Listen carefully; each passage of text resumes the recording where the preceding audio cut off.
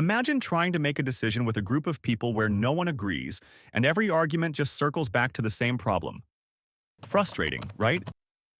Now, imagine that on a national scale. This was the situation in Canada in the mid-1800s, a time known for political deadlock.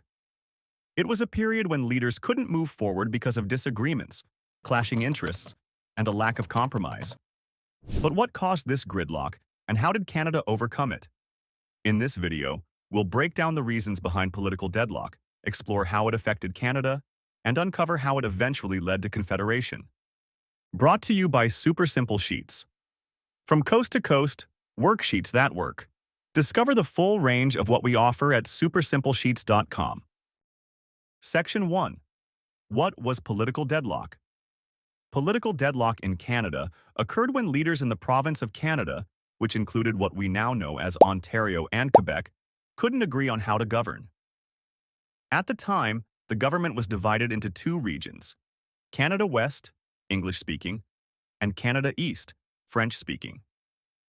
Each region had an equal number of representatives in the Legislative Assembly, even though Canada East had a larger population. This arrangement was meant to keep things balanced, but it often created gridlock because decisions required majority agreement. Leaders from each side had different goals, with Canada West wanting economic expansion and Canada East focused on protecting French language and culture. These conflicting priorities made it almost impossible to pass laws or make progress. Section 2. The struggles of shared power. The equal representation of Canada. West and Canada East might sound fair, but it created significant challenges. English-speaking representatives in Canada West often pushed for projects like railways and trade agreements, while French-speaking representatives in Canada East resisted, fearing these initiatives would harm their culture or give too much power to the English majority. Meanwhile, each side accused the other of favoritism and refusing to compromise. As a result, the government became stuck, with neither side willing to give ground.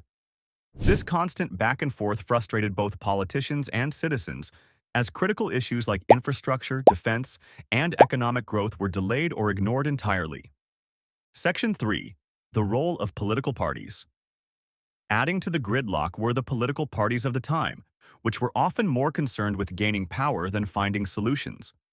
The two main parties in Canada West were the Clear Grits, who wanted major reforms, and the Conservatives, who aimed to protect traditional systems.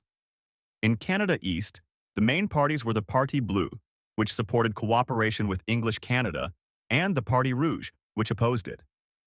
These groups rarely worked together, and coalitions, temporary alliances between parties, often fell apart due to mistrust or competing interests. For example, one coalition government might form to support a railway project, only to collapse when disagreements arose over who would benefit the most. This instability made it even harder for the government to function effectively. Section 4. How did political deadlock lead to Confederation? While political deadlock caused frustration, it also forced leaders to think about long-term solutions. The inability to govern effectively highlighted the need for a new system that could balance the interests of Canada West and Canada East while allowing the country to grow. Leaders like John A. Macdonald and George-Étienne began to see Confederation, uniting the British North American colonies into a single country, as a way to break the stalemate. Under Confederation, power would be divided between a federal government and individual provinces, allowing each region to manage its own affairs while working together on national issues. This new system promised to give regions like Canada East more control over their cultural and linguistic rights, while also addressing the need for economic expansion and defense. Conclusion.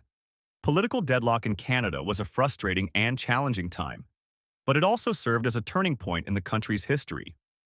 The constant disagreements and stalled progress made it clear that the old system wasn't working and pushed leaders to find a better way forward. By paving the way for Confederation, this period of gridlock ultimately helped shape the Canada we know today, a nation built on compromise, cooperation, and a commitment to finding common ground. The story of political deadlock reminds us that even the toughest problems can lead to the most important solutions. Thanks for watching.